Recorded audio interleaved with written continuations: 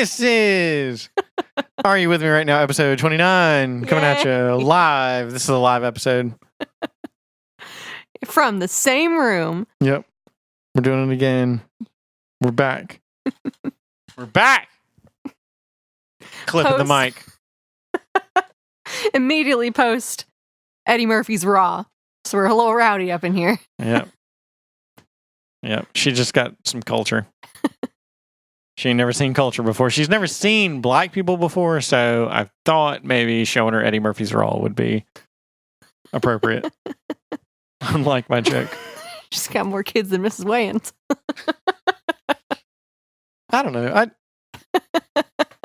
I feel like the Wayans brothers, compared to like movies that I haven't seen, like what's the movie called? Stay Away or Show Yourself Out, whatever that Key and Peele scary movie Get is. Out. Yeah. Have you seen it? Yes. Okay. Compare that to something like I'm Gonna Get You Sucker or Don't Be a Menace.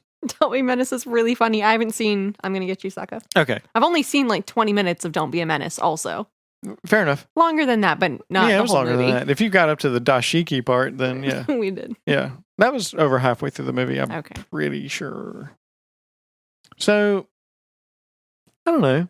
Compare something like Eddie Murphy's Raw to like Get Out. Putting me on the spot. Yeah, I mean, sure. Obviously, something like Raw is very funny. Get Out is not a comedy. You'd probably think it was a comedy. I think there's still from a societal commentary point. Well, the movies I'm talking about, I Yeah. feel like they're culturally important. And maybe Get Out's culturally important. Is it? Do you feel like I would it's say so. culturally significant? It's kind of faded out of the lens or out of, the spotlight in the last, year or two? When did it even come out? Yeah, a couple of years ago, I guess. Eh. Yeah, because they've got a new movie out now. Yeah. I don't remember what it is, but it looks fairly similar. It looks pretty cool, but I heard it was good. I would say it's culturally significant, but I guess not, because it just feels kind of like everything else. I don't know. Within the larger social commentary, and I'm really aware of this because I am dating you, basically, is that everyone's just kind of yelling about everything all the time. Everyone's upset. Wait, what do you mean by that? Everyone's upset, always. Is this just because you're hearing my perspective? Kind of. Well, I've never had like your social commentary perspective before. Which is? I'm a social worker. So What's different about my social commentary? it's the exact opposite of a social worker's social commentary. What do you mean?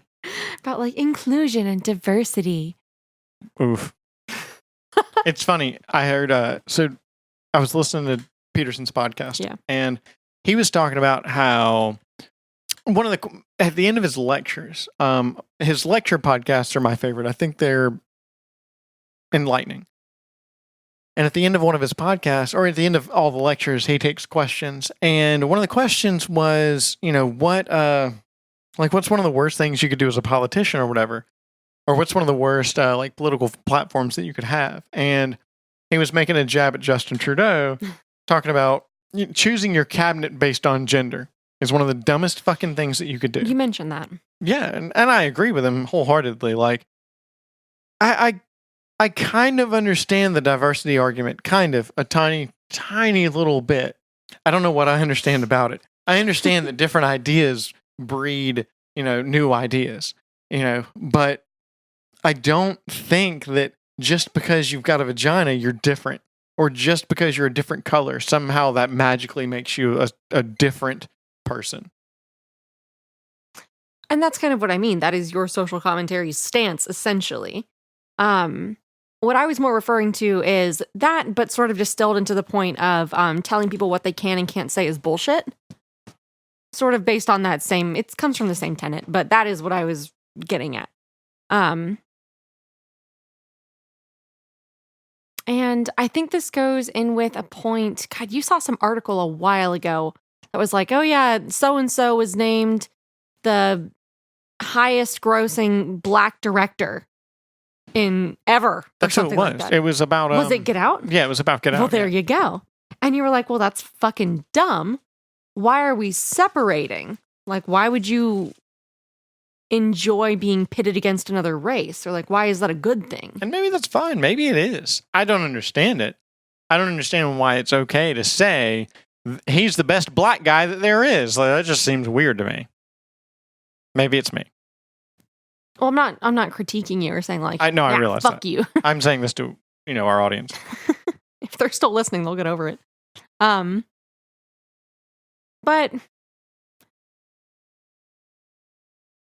I need to like pull my thoughts together. I guess whatever, like in this current where like everyone's pissed about everything. Everything is fatphobic. Everything is homophobic.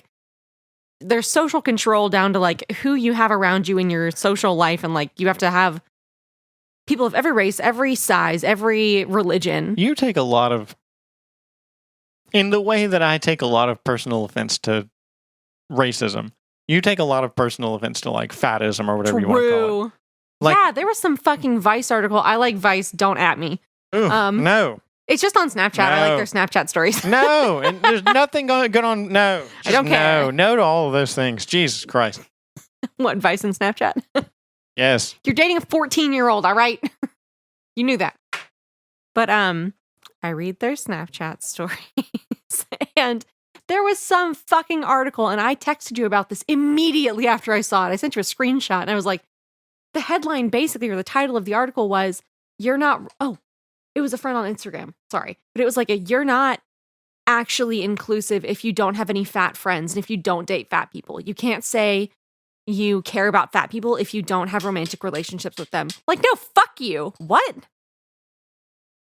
I am inclusive as fuck. Not because of you. I was gonna say, not because of you. Fuck.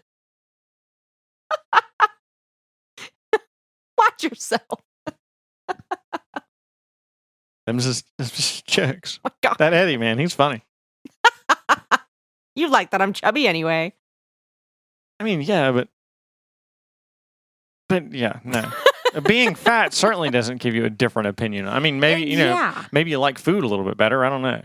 And I don't know why that one specifically bothers Offensive me. joke of the day. Blah, boing, boing. Probably just because it's so fucking absurd. Oh my God. Probably just because it's so absurd. I feel there's more merit to not like you have to have a black friend, and that's what makes you a good person, or else you don't care about anyone. It's the same thing. That is a different color. It's the same argument there. And yes, I'm trying to think. You've got to fuck a person of your same gender if you're going to be inclusive. Yeah. That's the thing. Yeah. You got to suck a dick. You got to suck a dick. And I don't know why, when he calls back, you tell him to suck my dick. I don't know why that one picture bothered me more than like, oh yeah, like that same argument with race or gender or whoever or whatever, because that's generally it's held a little more water in my psyche. Not like, yeah, you should have these sorts of friends or else you're a trash person. But social work time, there's a little more like structural, history and not necessarily urgency, but there's a lot of like shit that's built up in the realm of racism. Obviously, it's been a structural thing that's affected perceptions, whatever. It's a big social factor, in my opinion, as a social worker. That should be acknowledged. But fat phobia, really? And you can't tell me that I can't care about someone if I don't fuck them.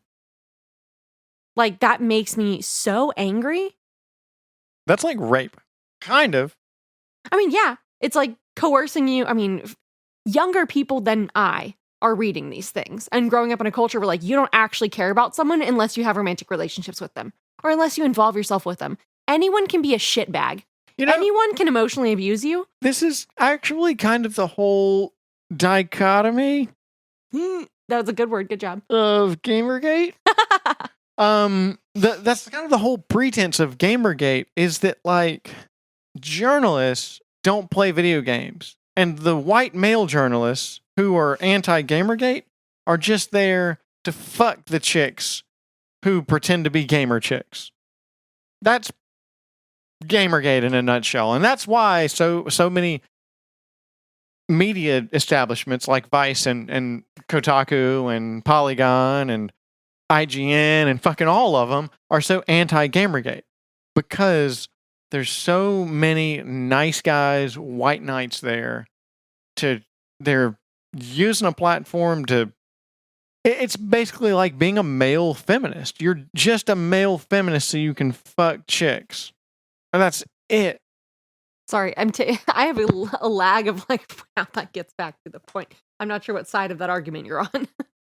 Well, just in what you were talking about. I mean, in that, like, Vice says that, oh, you're not inclusive if, you don't fuck chicks. I mean, it's kind of, or if you don't fuck fat chicks. Okay, thank you. Got it. Yeah, I mean, it's I kind needed of the this, process loop closed. it's just a nice guy, white Okay. knight thing. Yeah, and that's, Gamergate has a lot of parallels with that. And that's kind of what I was, I guess, getting towards, or why that bothers me so much is, okay, I used to be that really, really annoying person on Reddit that was just, all I did was creepy PMs and nice guys.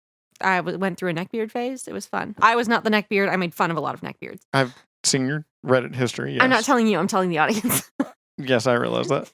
We are friends on Reddit. I can vouch for your words, though.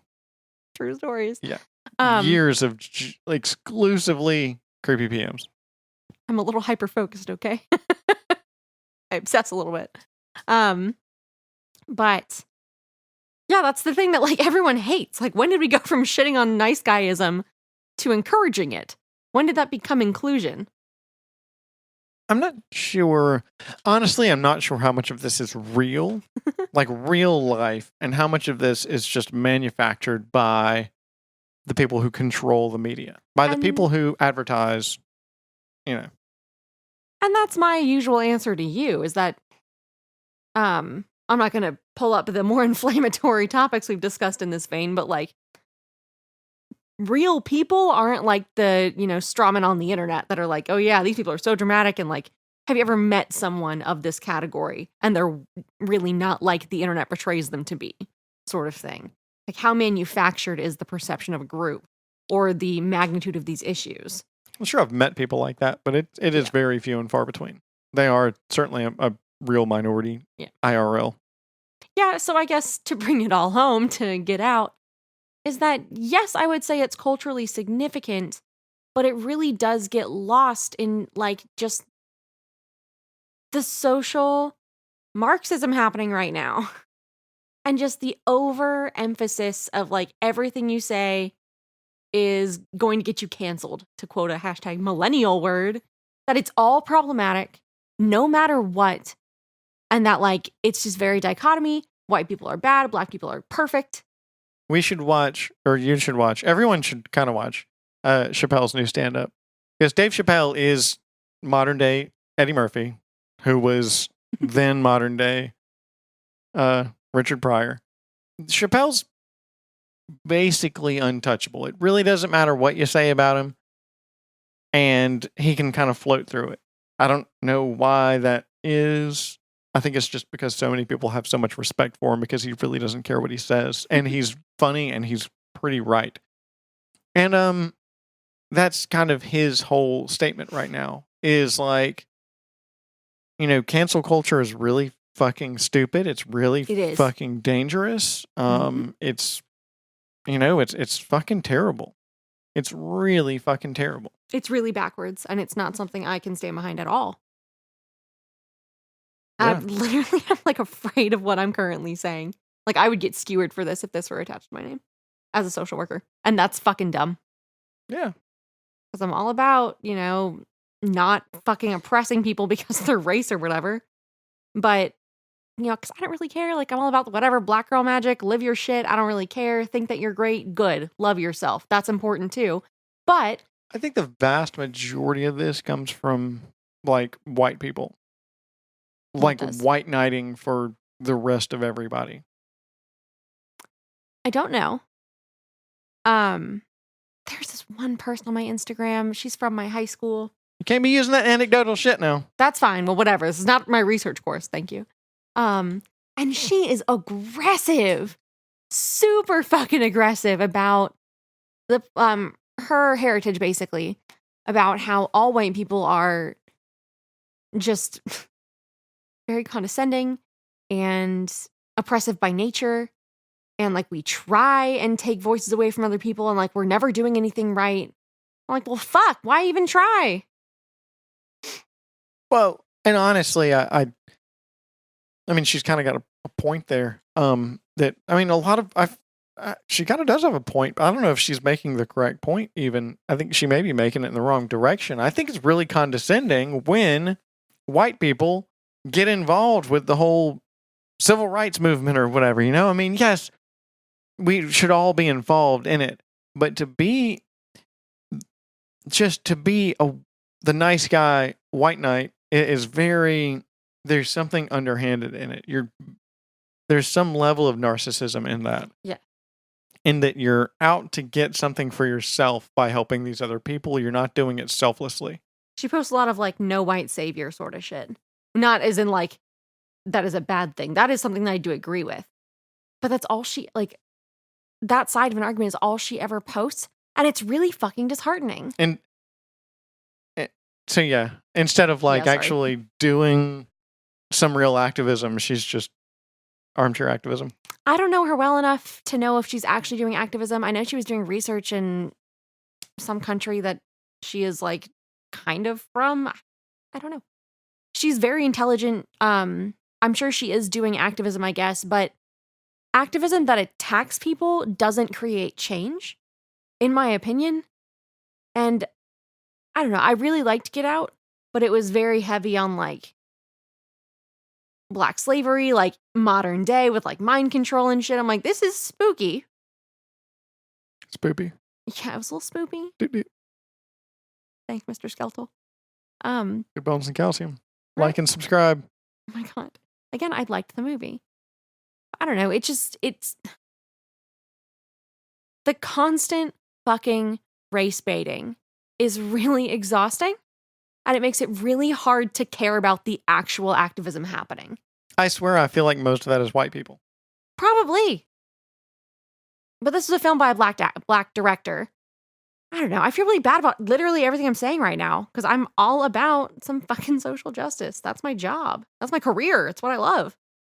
But as a person, it's really tiring to have even something like Get Out just get completely drowned out just in every day. This is all we're hearing all the time.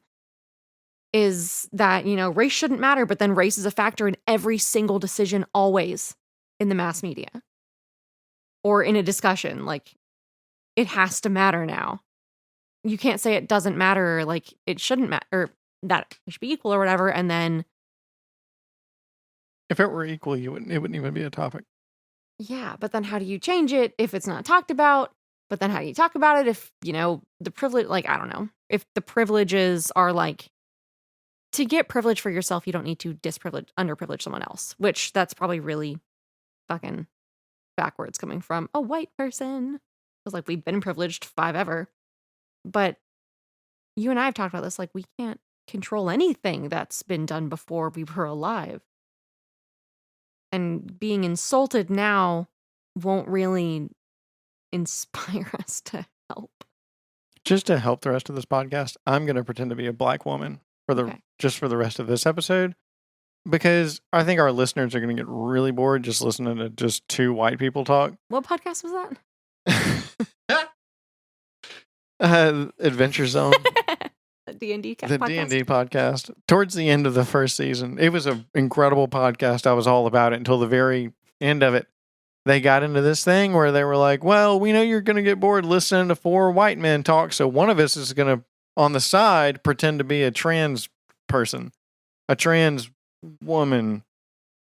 And orc, elf, whatever. Yeah, and it's like, okay, no. Mm-mm. By the way, look how inclusive we are. If you think we're inclusive, like and subscribe and put an update and trans rights. Tweet us on Twitters. Trans rights. Will you say trans rights? Yeah, sure. Trans rights. You didn't even watch the rest of that video.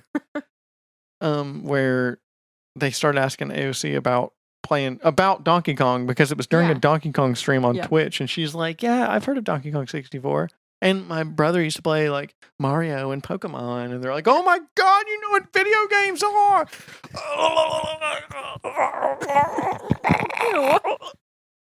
Dude, it's weird, man. I don't know. That was such a publicity stunt, though. Talk about some virtue signaling. I mean, yeah, I guess it's just morphed into like, personally, our culture is really tiring. Like, I genuinely care about the social justice shit going on and the end result desired from these things. But Your MO is to help people who actually want and need help. yes, Because wanting and needing help are different things, but they're both very important things because you have to want help and you have to need help to yes. probably to really deserve help. Because if you need it but you don't want it, you're not going to, I don't think you deserve it.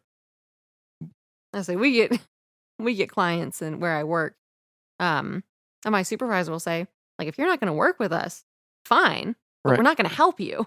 Right. If you don't want us to be on the same team as you, then fine, we won't be. Yeah. And there's something completely separate from that than just the virtue signaling, just the armchair activism, the fucking tweets and the hashtags, man. The tweets and the hashtags, that's why they're so extreme, I think, is because they have to be extreme because these people aren't really doing anything. They're not helping anybody. They're just saying trans rights. And in some, in hopes that maybe somebody with some weird fucking hormone injections can go to a different restroom. We're not getting into trans rights on this because that's a really big discussion and we will never agree on it. I don't think we will. Dave's got a really good bit on some fucking trans rights. That shit is hilarious. Yeah, we're not getting into trans rights on this podcast. Okay. We feel very differently about this.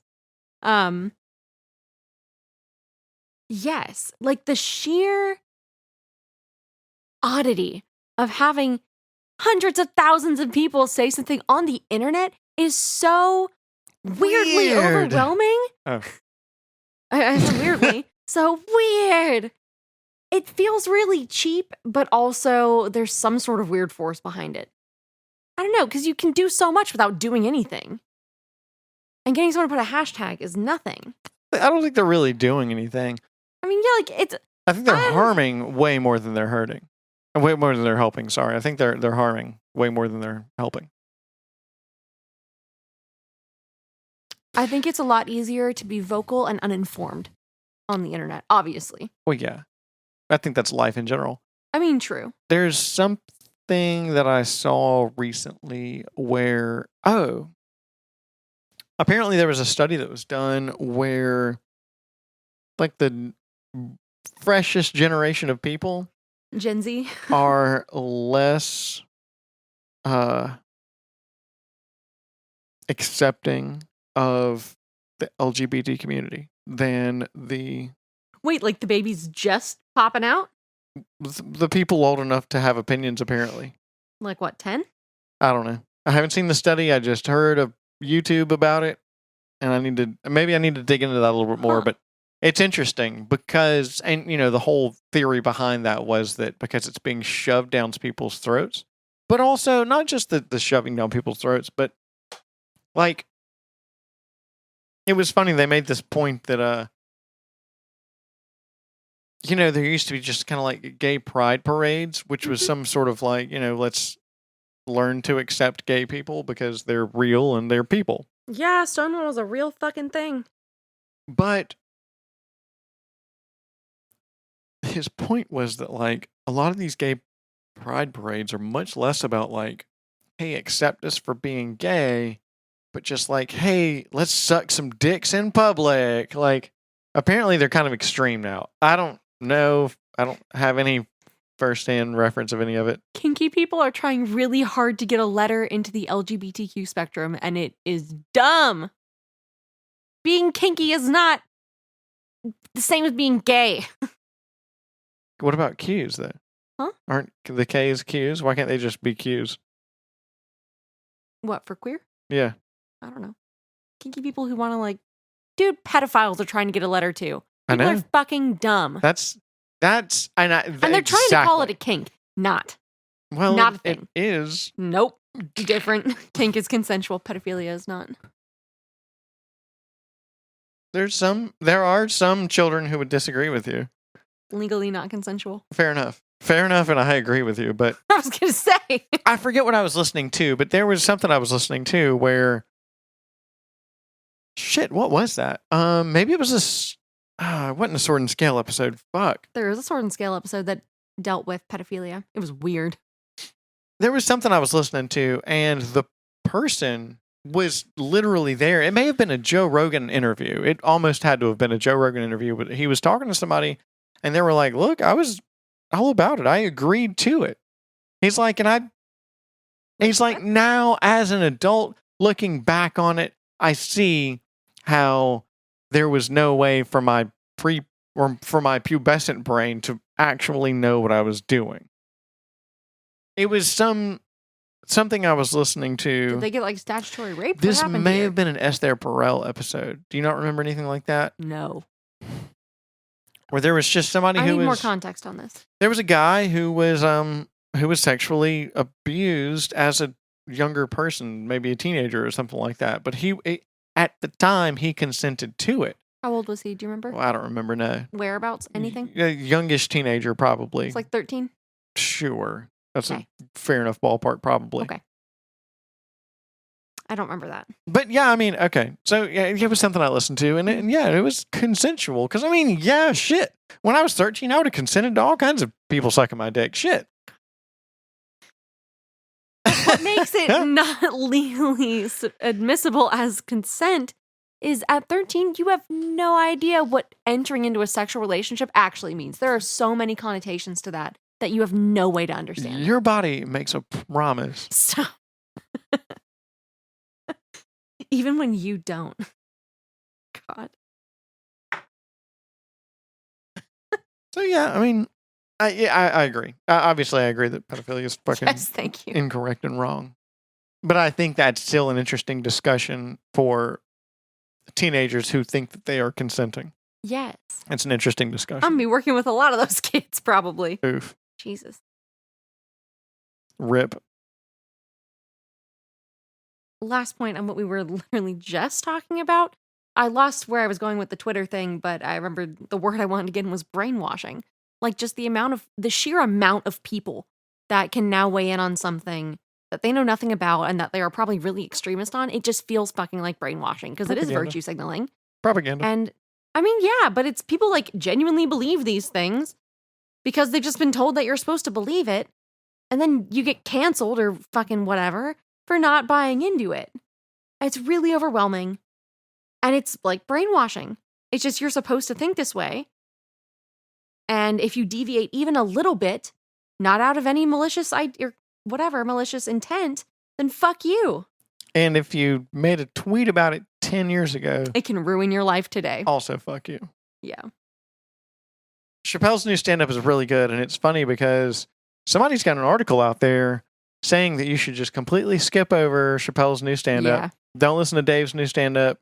Not worth listening to. It's got like a 0 on Rotten Tomatoes, but the user reviews are like 300 million. I'm exaggerating both of those numbers, but you know, it's my point is made. Mm-hmm. And Scary Stories to Tell in the Dark has like an 80-something% review. So bad. It's the worst shit I've ever seen. It was pretty bad. So, fighting with my dad. You're wondering about my mom issues. I don't think I have any mom issues. I think mom is perfect. Yeah, tell me about what happened yesterday with your dad. And I want to know what he texted you this morning. So, how much do 'Cause I'm nosy. How much do our people know? I think we talked about him recently. I guess not moving out of the house or like asking for shit from your dad and not being respected. Generally, I don't recall what specifics. So yeah, I'm renting a house for my dad. The whole reason that I live here is because when I had my daughter, he was like, all right, well, you know, you can move in for $50 a month. I think that would be helpful. It would help you raise your daughter. And my wife at the time and I were like, $50 a month? I mean, yeah, that would really help us raise a kid. Like, we don't really know what we're getting into, but with our kid. But yeah, $50 a month. So we did that. And Which then is like insane, by the way. My rent is like $770 yeah. a month. I mean, I know. and the stipulation was that I'd keep upkeep on the house. And I was like, all right, well, fine. Yeah, $50 a month. Sure, I that's a fair trade. Yes. What if anything breaks? Yeah. So a few months later, he's like, $50 a month. I told you it was $100 a month. And I was like, no, you didn't.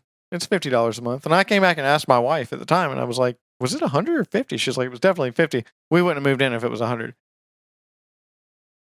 I was like, yeah, true. So anyway, it went up to 100 after that. And then after my divorce or during my divorce, it went up to 300, or before my divorce, it went up to 300. At some point, it went up to 300. I don't even know. It was a hard time. So obviously, our agreement is like way out the window.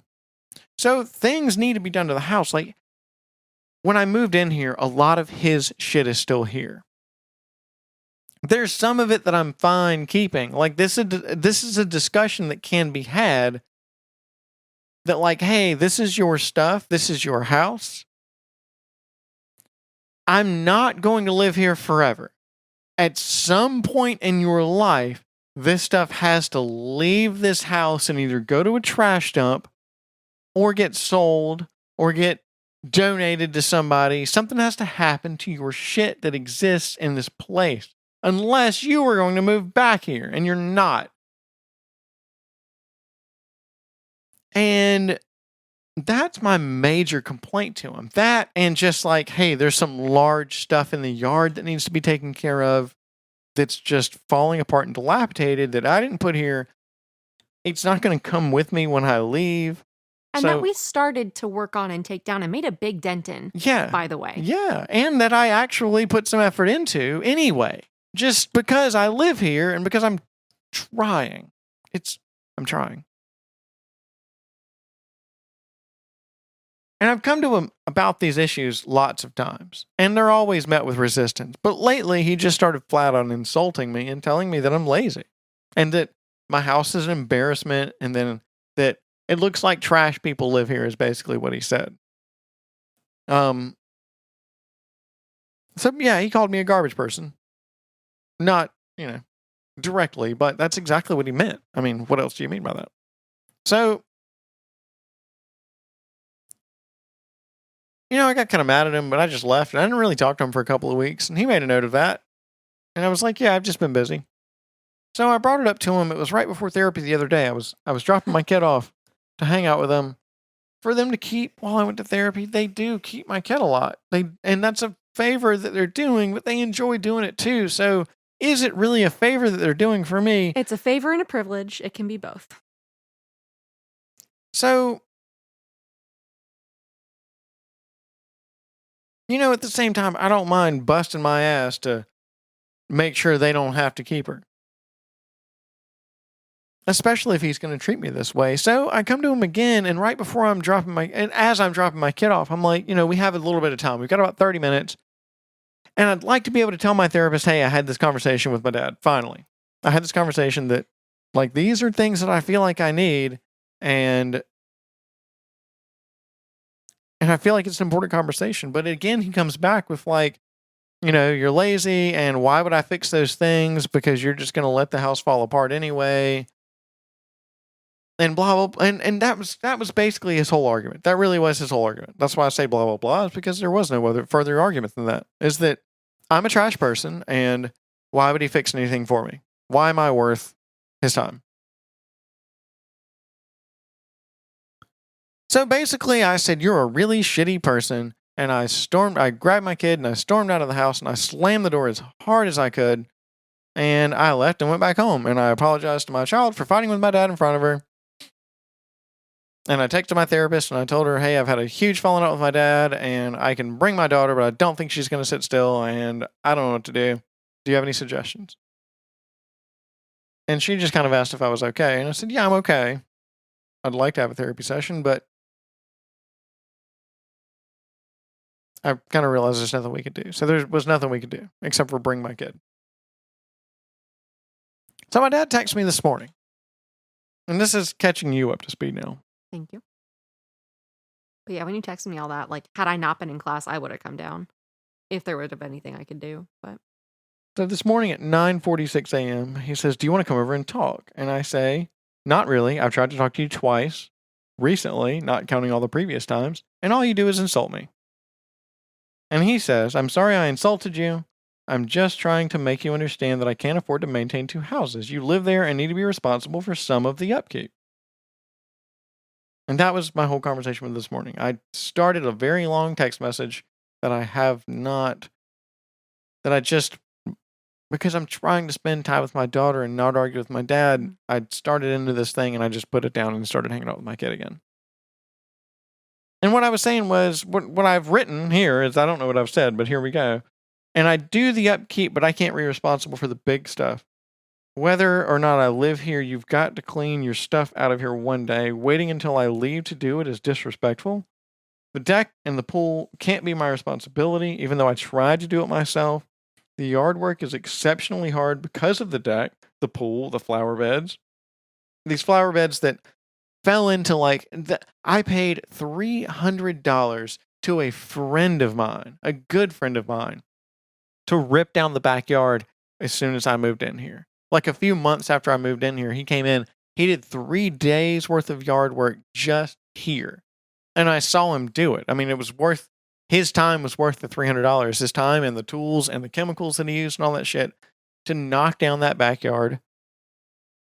And my dad's telling me that it looks worse today than it did then, that I've let the backyard fall apart. And I'm like, whoa, what in the fuck, man? We cut down trees on our own. Yeah. Like a couple weeks ago, I cut down your dad's fucking trees. Yeah. Whatever. So, and I said, they just can't be cut. Talking about the flower beds, you can't run a lawnmower into them. You've got to weed them. You got to spray chemicals on them. You got to weed eat them. You can't just run a lawnmower in through them because it's going to hit some shit and fuck up your lawnmower. And I'm a single parent raising a child. Yeah, just skipped around. And working anywhere from 40 to 60 hours a week, because I do. And that's where I just ended the thing, because now I feel like I'm just over explaining. Why should I even have to explain all these things to him?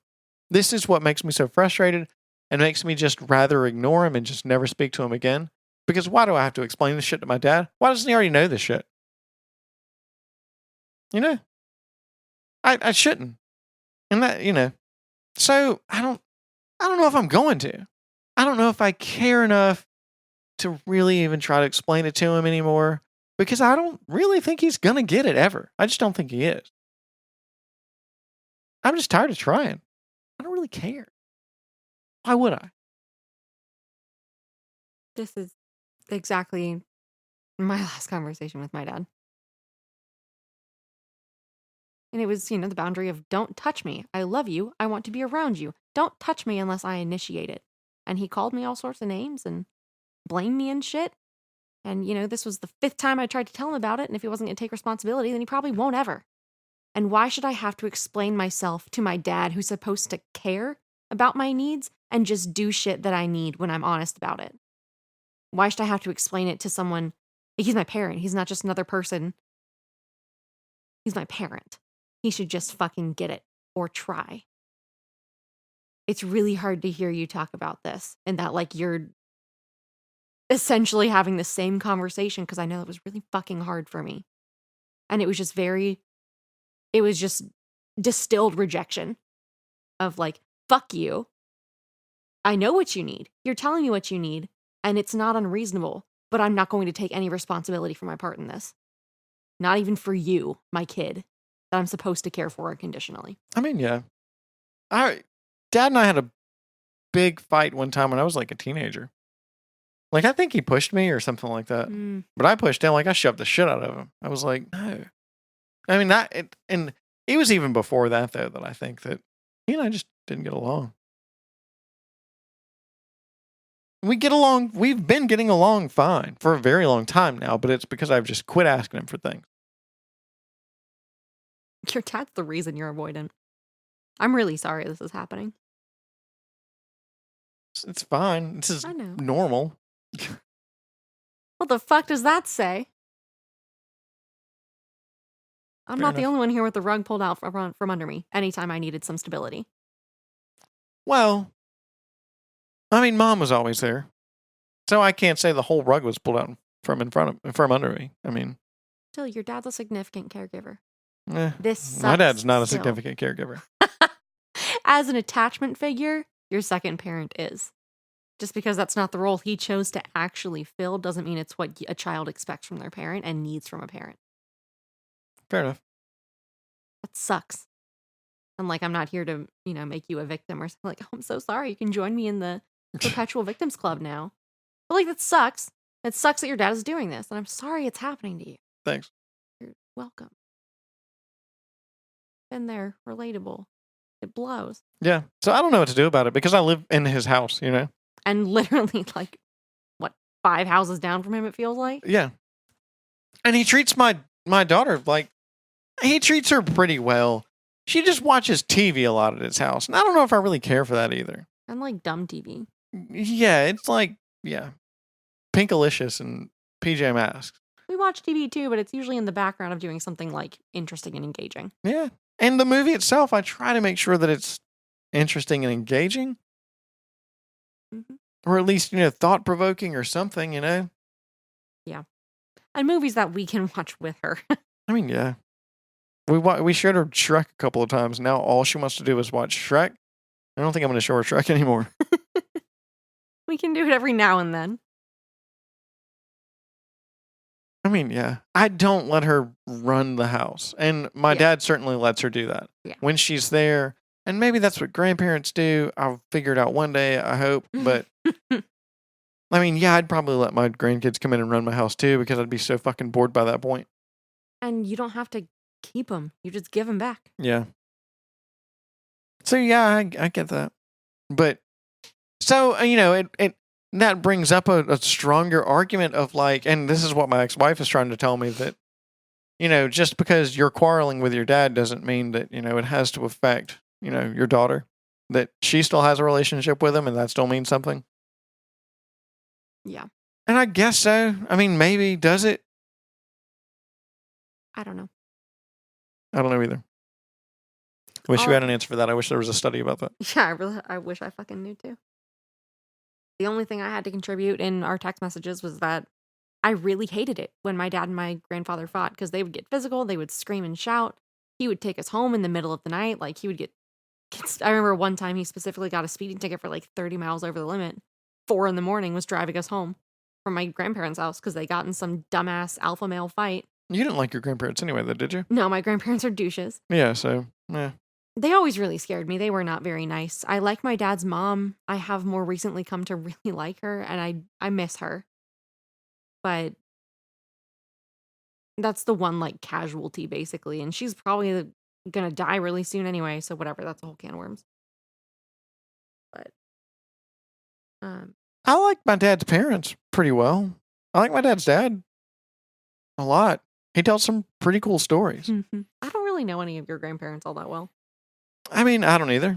I don't hang out with them that much. I kind of wish I hung out with both of them a little bit more, but I wish I hung out with all of my friends a little bit more. So, Yeah.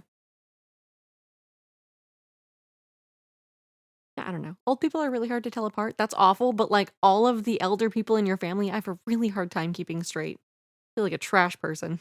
Well, we're not really around them a lot either, though. Yes. So that's fair.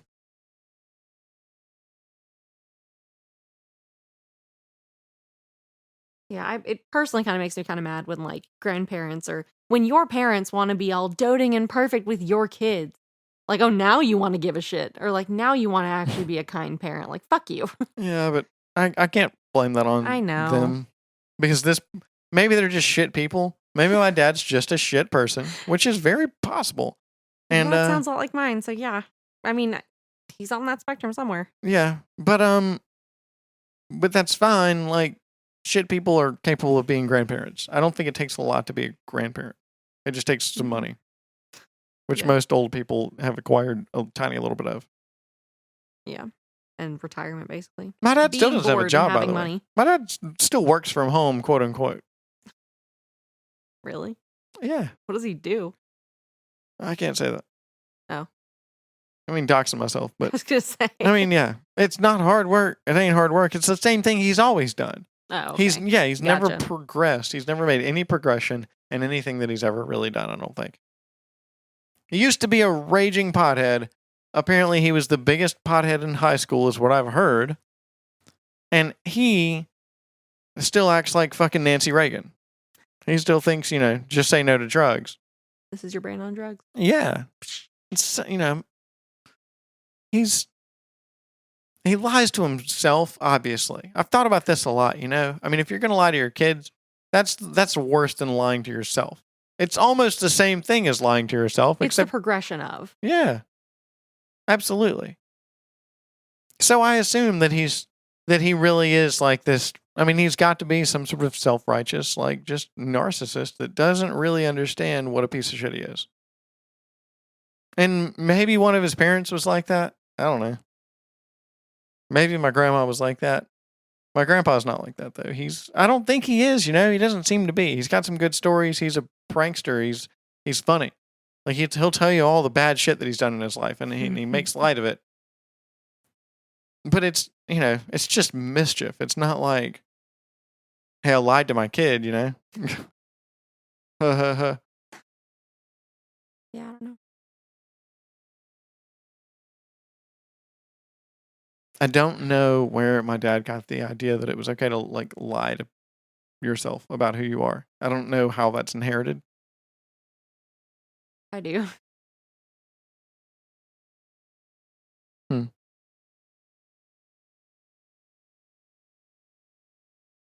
I mean, it's nasty parenting.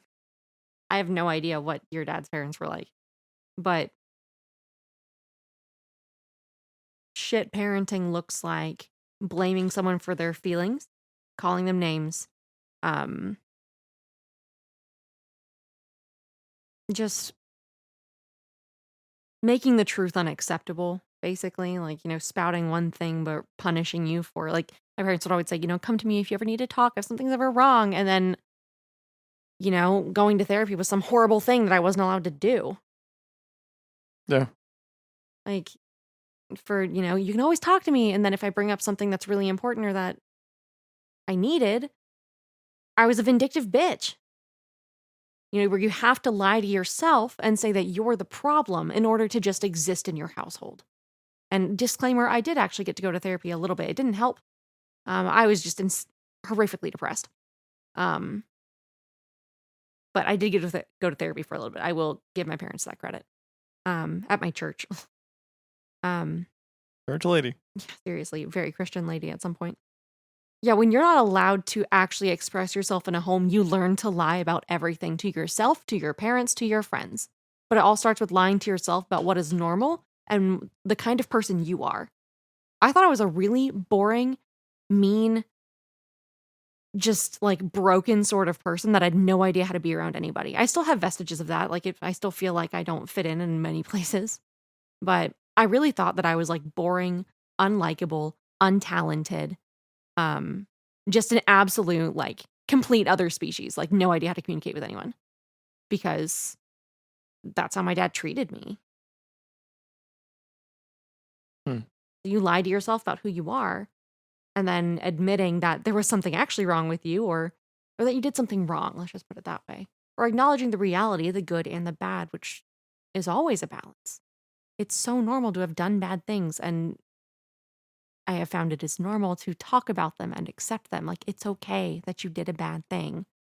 But when everything you do is bad and you get punished for all of those things, acknowledging that you've done something not great, like, brings your whole world down on you. Because that means that you are a worthless piece of shit. Like, it's just, bad parenting just makes you so dramatic. Narcissists make you very dramatic and very self-centered and very scared.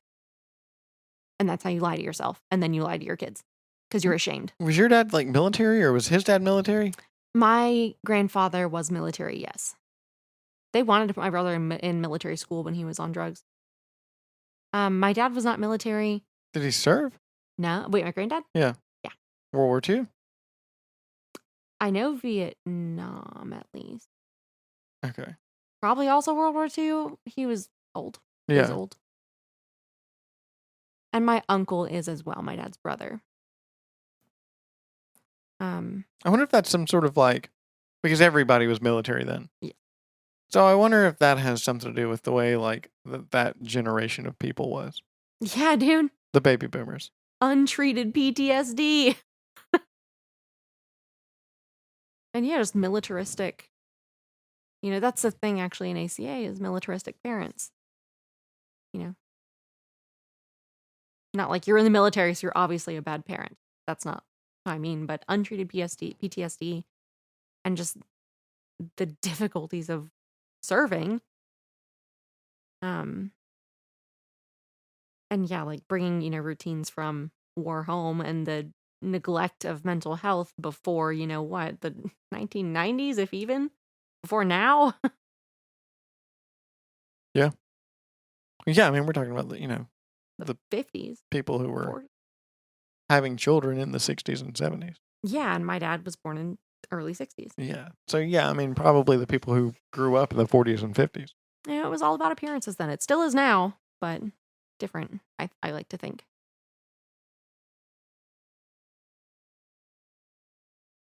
So, we've got like 7 minutes. Oh, God.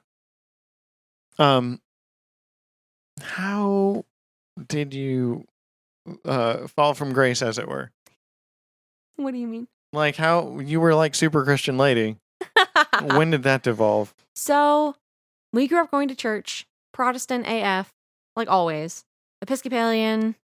We were probably Baptist at some point. We were literally like every kind of Protestant. And I didn't really care much for it either way. It was just what my family kind of did. We weren't really into it. We just went to church. And then in 8th grade, I was depressed for like 9 or 10 months straight. Like I'm talking a serious major depressive episode now that I know what it is. I didn't talk, I didn't laugh, I didn't smile, I didn't give a shit about anything. And it was horrible. Like my entire world was just gray. Like I can't even explain. I wanted to die every second of that school year. And I just woke up one day and that's just how it was. That was when my brother started using drugs. And so obviously this coincided. I didn't realize at the time because no one told me anything. But I was seriously depressed, like in a depressed episode for a school year. And then I went on a church retreat the summer before my freshman year of high school. And church retreats are like really emotional. And I had a feeling. I was like, oh my God, I can feel things again. And so Christianity gave me that. So I became a Christian really, really hardcore until probably like the year before I graduated. I was really active in my youth group until I graduated, but I was less gung-ho my senior year. It literally, I just attached to it and latched onto it because it made me feel a thing. So, obsession, basically.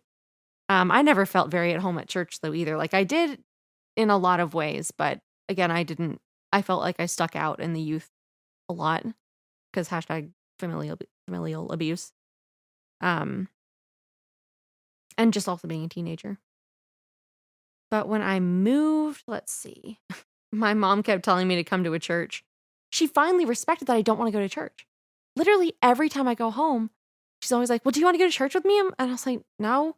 And then she'll probably usually try and make me go with her or like bitch about not going, you know, because I don't want to go. And this year when I went home of my own accord and I didn't feel like a 3-year-old having a tantrum, basically, I told her, no, I don't want to go. You can go, but I don't want to. And she didn't say another fucking word about it. It was awesome. But,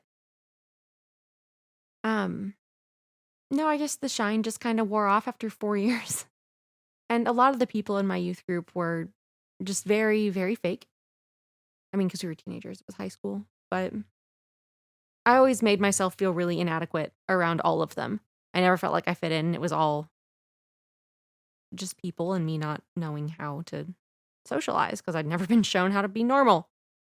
And I just let go of it when I moved to college. I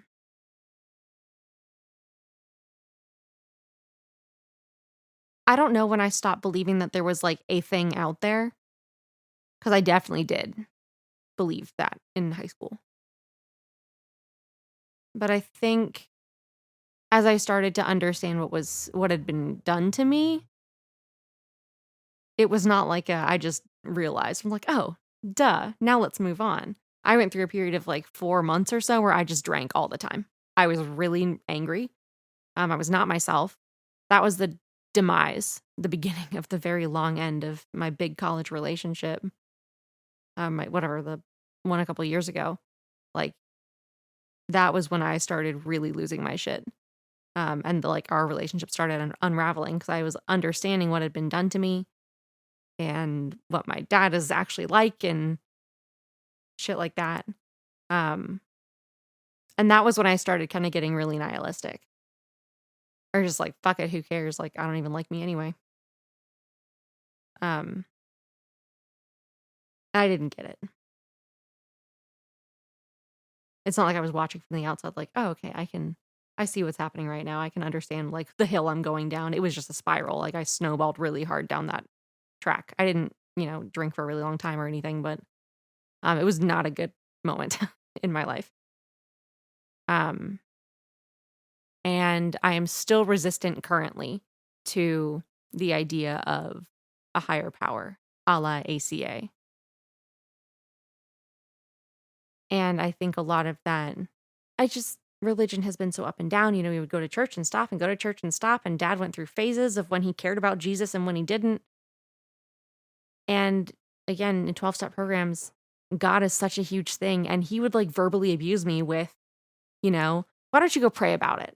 Or let go and let God. He would like call me a piece of shit. He would use the 4-step on me, which is your resentments, doing your inventory. And he would tell me that I have so much resentment that I should go pray to God about it, that maybe I'll just be less of a shit person. So I got a lot of, are you laughing or about to cry? Not about to cry. I'm not trying to laugh, but just like laughing at the absurdity. Just the absurdity. My dad's my dad can get kind of preachy. He doesn't know shit about anything. He doesn't go to church and he's super lazy. My dad, he won't get out of the fucking house, But he's very, I don't know. You want to say super Christian, but not really. He's just some super fake person. Yeah. There wasn't, and that's what I'm getting at. There wasn't like a pinpoint of, I'm done with Christianity. But I really just sort of fell out of love with the whole concept and the people there. And it just seemed like a farce. Yeah. Thanks for letting me ramble for like 5 minutes about That's that. what I asked you for. Anyway. That's about all. That's about all. Peace out. Peace out.